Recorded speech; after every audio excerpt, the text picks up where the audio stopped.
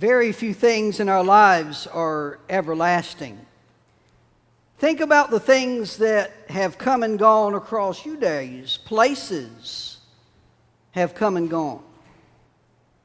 Jobs have come and gone. It's becoming a rarer thing that someone start in this occupation and stick with that occupation, that much less so that same company, across an entire career. That doesn't happen as much anymore. So jobs come and go.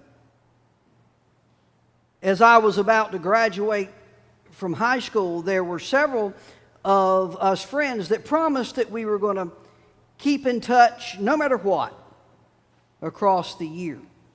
There was Bruce and Doug and Dane. Well, we didn't do that so very well. And the same thing in college. Yeah, we'll keep in touch. And then again in graduate school. Oh yeah, we'll stay connected. Well, none of those really panned out so well. Those things came and went. It seems like things are often in our lives for a season, and very few things are permanent. I remember the first time I ever saw the mountains. I grew up in this general part of North Carolina in the coastal plain. So given that, I really didn't have a whole lot of experience with mountains. I had never seen them before, save for seeing them on television. And in the part of North Carolina where I grew up, it was so flat that anything that water would run off constituted a hill. So mountains were foreign to me. I remember the first time seeing them, I thought, my goodness, these things, who put this here? These things must have been here forever. Did you know that one of, and some sources I looked at said the oldest mountain range in the continental United States runs through North Carolina? That would be the Uwharrie Mountains that is generally speaking up around the Albemarle, Troy, Asheboro part of the state. They are the Uwharrie mountain ranges. Well, when you see them today, they're beautiful, but they look more like exaggerated foothills than mountains compared to what we have further west in the state. But at one time, the Uwharrie Mountains, though today they don't even rise to 2,000 feet, at one point they were approaching 20,000 feet. They were about the same size as the Rockies, but time and weather doing what they do across expanses of time have done their work and have worn them down to what they are now. They seem so permanent, these mountains do, but really they're not. An interesting point on the Outer Banks that needs to be seen if you ever go there is Jockeys Ridge State Park. It's a state park of many different sand dunes, but the centerpiece of it is the Big Dune that rises, depending on what the wind has most likely done to it, to anywhere between about 80 and 100 feet above sea level. It really is something to see. The wind blows the sand around, as wind tends to do, but they say that it is the only state park in North Carolina that's actually on the move. The wind is making all this sand move to the southeast, and anywhere from a couple of inches to a couple of feet a year. So even this big dune that looks so forever, that looks so permanent, actually isn't. It's moving. In fact, in its movement, and I'm not sure in what I'm about to tell you how much of this is actual historic fact. I know that some of it is, and how much of it is local lore, I don't know. I'll leave that to you to decide. But they say that its movement across the years, that Jockeys Ridge, the Big Dune, has actually covered, swallowed up a number of things. Among those things would be a couple of streets, a couple of houses, a putt-putt course. Now that one, I remember when I would ride by the dune, every now and again I would see on the big dune, the side facing the street, there would be this amazing top of a sandcastle. And I used to think, wow, somebody's really good at building sandcastles. And then a storm would come along and it would be gone, and then it would reappear again. I thought, well, look, they've built it back. What I didn't know was that was the storm just covering and uncovering the remains of the putt-putt course. But it's all under the sand now. There was, at one point, a high-dollar motel/restaurant at the base of the dune called Sawyer's. There was a day when it rented to folks who were willing to pay pretty big money to come stay at Sawyer's and enjoy their restaurant. Well, Jockeys Ridge had other plans, so it started moving towards the restaurant. And as the sand got closer, folks were willing to pay less money to stay there because of the encroaching sand. And local lore says that towards the end of the life of Sawyer's motel, as the sand got even closer, they would rent you the room for bargain basement prices and also provide the shovel that you'd need to shovel your path in and out of the room that you'd just rented. Well, Sawyer's is now underneath Jockeys Ridge. During our years there was a house on the south side of the dune, and it seemed like the dune has it in its crosshairs, so they would rent the earth-moving equipment about once or twice a year to move the sand away from the house to try to push it back a little bit longer. Julie and Reagan and I would ride by the house now and again and just see the state of it. You could tell we were easily entertained. Jockeys Ridge, the big dune, seemed so permanent. Like it's just there forever. It'll be right there. But it's not. Very few things, in fact, are permanent in our lives. And those few things that are permanent for us, because they are permanent, are powerful. On this Mother's Day, I think of my mom. She is a powerful force in my life. Not because she had some grand skill or some great superpower that she would unleash on her 3 kids. It wasn't anything like that. She was powerful simply because she was always there. When I was young, the last school bell of the day would ring. It would be time for me to go out front and catch my ride home from school with Mom. She would be there every day. She was always there.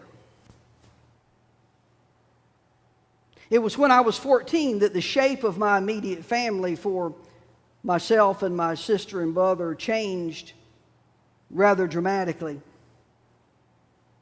It seemed sudden to me, though I'm sure it was accumulation of stuff across years, but to me, from where I was standing, it seemed very sudden. Well, with that shifting sand, my mom made it clear that she wasn't going anywhere. In the years that would follow, our financial status would be up and it would be down. But in the midst of it, Mom was constant. I'm about to finish my 35th year of service as a United Methodist pastor. I can't believe it's gotten here as fast as it has. Across that time, have been appointed to 6 different churches. And every first Sunday, in all of those 6 appointments, in the sea of faces that were unfamiliar to me, among the familiar ones would be hers. From first in Wilmington, then to Columbus County, to the Outer Banks of North Carolina to Moore County, and including July 5th, 2015. That was my first Sunday here. She was always there. In the good times and in the bad.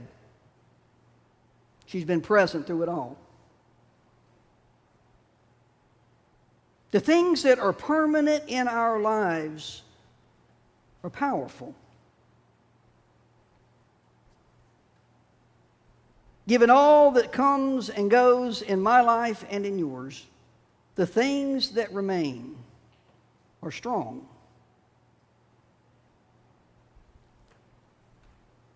So on this Mother's Day, to you moms and dads, to you too, but since this is Mother's Day, we'll address this mom specifically to you.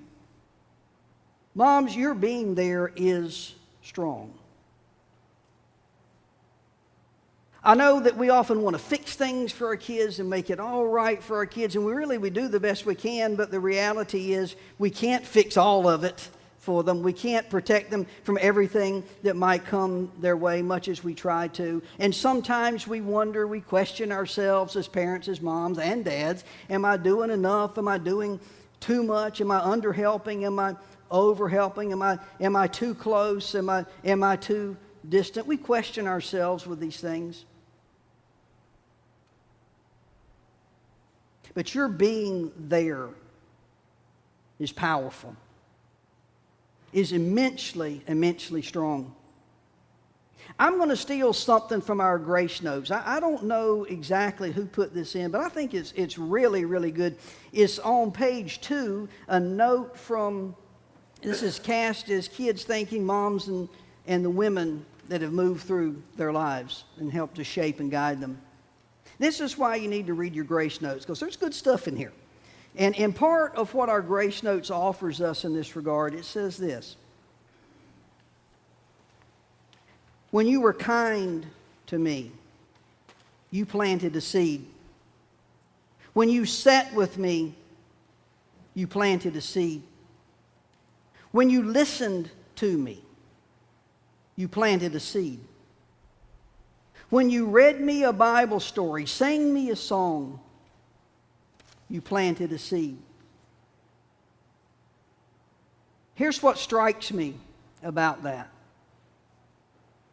The things that are listed there, sitting with someone, reading a Bible story to someone, planting a seed in somebody's life, is not something that takes a whole lot of special training to do. It's everyday stuff. It boils down to this: simply being there, being present. Moms, your presence in the life of your kids is so strong. And I say that as an encouragement to you for what you offer and what you do. It is literally a life-shaping thing. Your presence is wonderfully strong.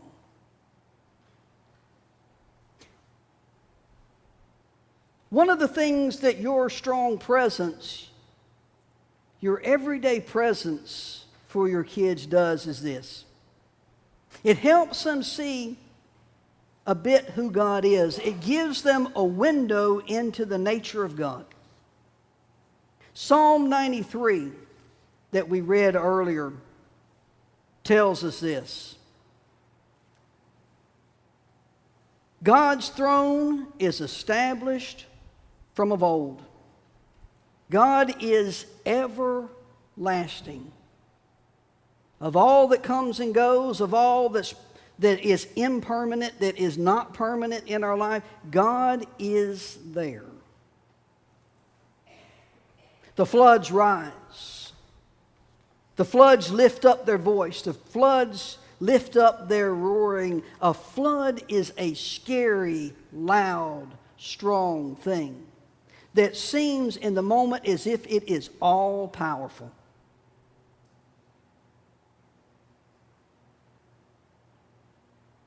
But mightier than the thunder of many waters mightier than the waves of the sea. The Lord on high is mighty.